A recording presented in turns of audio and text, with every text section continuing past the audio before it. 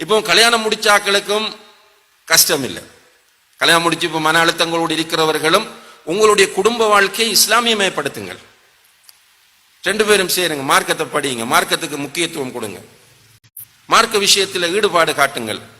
குடும்ப வாழ்க்கை என்பது இந்த உலகத்தில் ஒரு தற்காலிகமான ஒரு விஷயம். ரைட்? இந்த குடும்ப வாழ்க்கையினுடைய நோக்கம் சுவர்க்கம் போவது.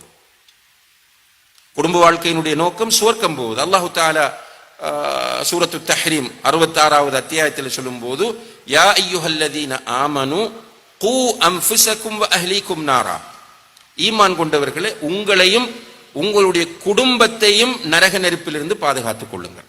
ஏன்னா நரகத்தினுடைய விறகுகள் மனிதர்களும் கற்களும் தான். அப்ப உங்களுடைய மனைவி நரகம் போய்விடக்கூடாது, உங்களுடைய கணவன் நரகத்தின் விறகாக ஆகிவிடக்கூடாது, உங்களுடைய பிள்ளைகள் நரகத்தின் விறகுகளாக போய்விடக்கூடாது, உங்களுடைய பெற்றோர் நரகத்தின் விறகுகளாக போய்விடக்கூடாது, உங்களுடைய உடன்பிறப்புகள் நரகத்தின் விறகுகளாக போய்விடக்கூடாது. எனவே ஈமான் கொண்டவர்கள், இந்த அழைப்பை பாருங்கள், ஈமான் கொண்டவர்களே உங்களையும் உங்களுடைய குடும்பத்தையும் நரக நெருப்பிலிருந்து நீங்கள் பாதுகாத்துக் கொள்ளுங்கள். அந்த நரகத்தில் உங்களுடைய குடும்பத்தை சேர்ந்தவர்கள் உங்களுடைய கண் முன்னால் விறகுகளாக பயன்படுத்தப்படுவார்கள். அந்த நேரத்தில் நீங்கள் கைசேதப்படாமல் இருப்பதற்காக இந்த செய்தியை சொல்லுகிறேன் என்று அல்லாஹ் நமக்கு முட்கூட்டி இதை அறிவிக்கிறான். ரசூல் ஸல்லல்லாஹு அலைஹி வஸல்லம் அவர்கள் ஒரு நாள் துஆ கேட்கிறார்கள், ரஹீம் அல்லாஹும் ரஅன், யா அல்லாஹ் ஒரு ஆண் மகனுக்கு நீ ரஹ்மத் செய். ரசூலுல்லாஹ்வுடைய துஆ, யா அல்லாஹ் ஒரு ஆண் மகனுக்கு நீ ரஹ்மத் செய். அவன் எப்படிப்பட்டவன் தெரியுமா? காம மினல் லைல், இரவில் எழுந்து தஹஜ்ஜத் தொழுகையில் ஈடுபடுவான். வ ஐகத அஹ்லஹு, அவன் தொழுவதோடு மாத்திரம் நிற்காமல் தன்னுடைய மனைவியையும் எழுப்பி விடுவான். ஃபஇன் அபத், அப்ப எழுப்பி விடும் போது அவள் எழும்ப மறுத்தால், நதஹ ஃபி வஜ்ஹிஹல் மா, அவளுடைய முகத்தில் தண்ணீரை தெளித்து எழுப்பி விடுவான். அவளுடைய முகத்தில் தண்ணீரை தெளித்து எழுப்பி விடுவான். ரஹிமல்லாஹு இம்ரஅத்தன், அதே போல யா அல்லாஹ் ஒரு பெண்ணுக்கு நீ ரஹ்மத் செய்வாயாக. அவள் காமத் மினல் லைல், இரவிலே எழுந்து தொழுகிறாள். வ ஐகதத் ஜௌஜஹா, தன்னுடைய கணவனை எழுப்பி விடுகிறாள். ஃபஇன் அபா நதஹ ஃபி வஜ்ஹிஹில் மா, அவன் எழும்ப மறுத்தால் முகத்தில் தண்ணீரை தெளித்து எழுப்பி விடுகிறாள். இதுதான் இஸ்லாமிய குடும்பம். இபாதத்துடைய விஷயத்தில் ஒருவருக்கு ஒருவர் ஒத்துழைப்பாக இருப்பது, மார்க்கத்தை பின்பற்றுகிற விஷயத்தில் ஒருவருக்கு ஒருவர் ஒத்துழைப்பாக இருப்பது, ஹலால் ஹராம் பேணுகிற விஷயத்தில் ஒருவருக்கு ஒருவர் ஒத்துழைப்பாக இருப்பது. அன்புள்ள சகோதர சகோதரிகளே, இன்று குடும்ப வாழ்க்கைகள் ஆடம்பரங்களை நோக்கி, வீண்விரயங்களை நோக்கி சென்று கொண்டிருப்பதை பார்க்கிறோம். குடும்ப வாழ்க்கைகளில் ஆடம்பரங்களும் வீண்விரயங்களும் நிறைந்து போய்விட்டன.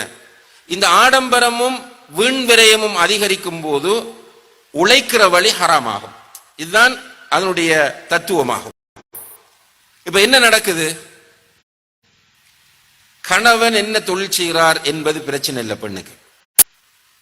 கணவன் எந்த வழியில் காசு கொண்டு வாரார் என்பதும் பிரச்சனை இல்லை. இவருக்கு தேவை வீட்டுக்கு சோஃபா செட் தேவை, ஆட்டோமேட்டிக் வாஷிங் மெஷின் தேவை, பெருநாளைக்கு 4-5 உடுப்பு செட் தேவை.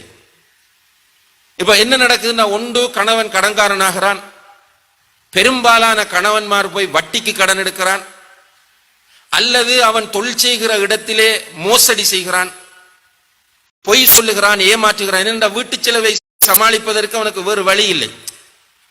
இயல்பாக நாட்டிலும் பொருளாதார நெருக்கடி, விலைவாசிகள் அதிகரித்துக் கொண்டிருக்கின்றன, வருமானம் பத்தாது. அது போதாததற்கு வீட்டிலே மனைவியுடைய நிலை என்ன என்று கேட்டால் ஆடம்பரம், வீண்விரயம்.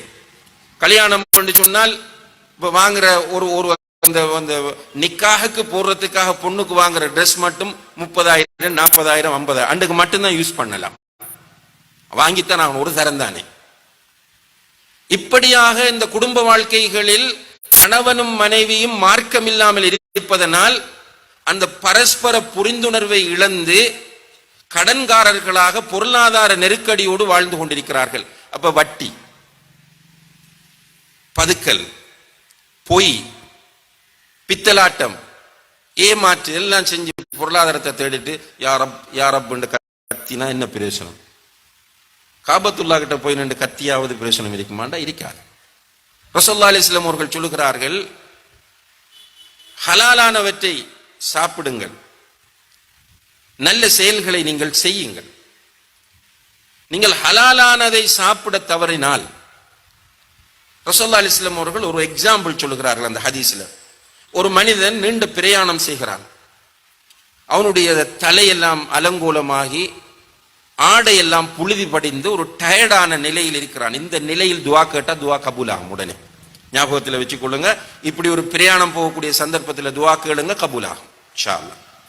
தலையெல்லாம் அலங்கோலமாகி டயர்டாகி உடுப்பெல்லாம் புழுதி படிஞ்சிருக்கிற நிலையில பிரயாணத்தில் இருக்கும் போது துவா கேட்டால், கையை தூக்கி அல்லாஹ் கிட்ட துவா கேட்டால் துவா கபூல் ஆகும். ஆனால் இந்த மனிதன் அந்த கோலத்தில் நிற்கிறான், ஆனால் அவனுடைய கோலத்தில் நின்று கொண்டு துவா கேட்கிறான். யா ரப் யா ரப் என்று அல்லாஹ்விடத்தில் தன்னுடைய தேவையை முன்வைக்கிறான், மன்றாடுகிறான். மத்அமுஹு ஹராம், அவனுடைய சாப்பாடு ஹராம். வ மஷ்ரபுஹு ஹராம், அவன் குடிப்பது ஹராம். வ மல்பசுஹு ஹராம், அவன் உடுப்பது ஹராம். வ குதிய பில் ஹராம், அவனுடைய வாழ்க்கையை ஹராத்தில் ஓட்டுகிறான். வாகனமும் ஹராம், ஊட்டரிக்க சோஃபாவும் ஹராம், எல்லாம் வீடும் ஹராம். ஃபஅன்னா யுஸ்தஜாபு லஹ், இப்படிப்பட்ட பிரயாணத்தில் இருந்து கொண்டு கேட்கிறவனுடைய துவா எப்படி ஏற்றுக்கொள்ளப்படும் என்று ஸல்லல்லாஹு அலைஹி வஸல்லம் அவர்கள் கேட்கிறார்கள். அப்ப நமக்கு இருக்கிற பெரிய ஒரு ஆயுதம் துஆ தான். அல் துஆ சிலாஹுல் முஃமின் என்று சொல்வார்கள். முஃமினுடைய பெரிய ஆயுதம் துஆ.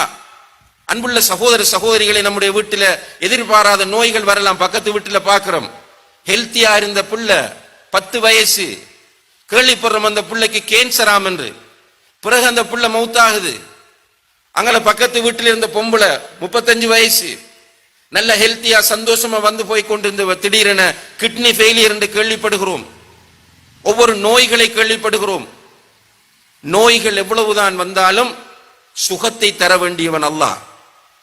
எல்லோரும் நோய்கள் வரும்போது கடைசியில் டாக்டர்கள் அங்கெங்கெல்லாம் போய்கொண்டு கடைசியில போய் நிற்பது அல்லாஹ்விடம். யா ரப் யா ரப் என்று கெஞ்சுவார்கள். அந்த நேரத்தில் நம்முடைய வாழ்க்கை ஹராமில் ஓடுகிறது என்றால், நோன்பு பிடிச்சிக்கு துவா கேட்டாலும் பிரயோசனம் இல்லை, காபத்துல்லாக்கு பக்கத்தில் பாபுல் முல்தஸம்ல என்று கேட்டாலும் பிரயோசனம் இல்லை என்பதை புரிந்து கொள்ள வேண்டும். எனவே குடும்ப வாழ்க்கையில் கணவனும் மனைவியும் பரஸ்பர புரிந்துணர்வோடு மார்க்க விஷயங்களில் ஒருவருக்கு ஒருவர் ஒத்துழைப்பாக இருக்க வேண்டும். இதைத்தான் அல்லாஹ் சொல்கிறான், யா அய்யுஹல்லதீன ஆமனு கூ அன்ஃபுஸக்கும் வ அஹ்லீக்கும் நாரா, ஈமான் கொண்டவர்களே, உங்களையும் உங்களுடைய குடும்பத்தையும் நரக நெருப்பிலிருந்து பாதுகாத்துக் கொள்ளுங்கள். அப்ப நம்முடைய குடும்ப வாழ்வு என்பது வெறுமனே நான் ஆரம்பத்தில் சொன்னது போல ஒரு உலகத்தில் எல்லாரும் கல்யாணம் முடிக்கிறதுக்காக முடிப்பதோ அல்லது செக்ஸுக்காக முடிப்பதோ அல்ல. குடும்ப வாழ்க்கை என்பது மகிழ்ச்சியாக சந்தோஷமாக இருக்க வேண்டிய ஒரு இடம்.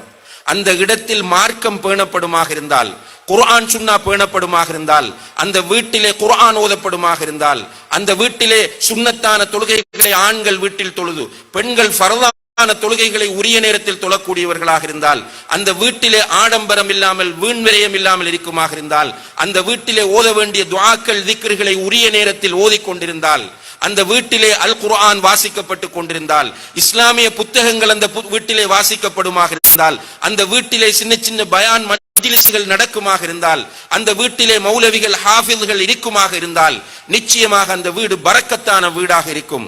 அந்த வீட்டிலே பெரிய பொருளாதாரம் தேவையில்லை, நிறைய காசு தேவையில்லை, ஆனால் கொஞ்சமாக இருக்கும், நிறைவாக இருக்கும். அந்த வீட்டிலே இருக்கிறவர்கள் பிஸ்மிக் அல்லாஹும்ம அமூது வஹ்யா என்று பாயும் தலையணையிலும் போய் படுத்தாலும் அல்லாஹ்வுடைய உதவியால் ராஹத்தாக தூங்குவார்கள். ஆனால் மார்க்கம் இல்லாமல் எவ்வளவுதான் காசு இருந்தாலும் ஏசியை போட்டுக்கொண்டு வசதியான கட்டிலில் படுத்தாலும் ஒழுங்காக தூக்கம் வர மாட்டாது, நிம்மதி இருக்க மாட்டாது. எனவே இஸ்லாமிய குடும்ப வாழ்வு என்பது, கண்ணியத்திற்குரிய சகோதர சகோதரிகளே, அது ஒரு இபாதத் என்பதை நாம் புரிந்து கொள்வோமாக இருந்தால் நிச்சயமாக நம்முடைய குடும்ப வாழ்க்கைகள் மகிழ்ச்சியானதாக சந்தோஷமானதாக இருக்கும். எல்லாம் வல்ல அல்லாஹு தஆலா அப்படியான குடும்பங்களாக நம் அனைவருடைய குடும்பங்களையும் ஆக்கி அருள்வானாக.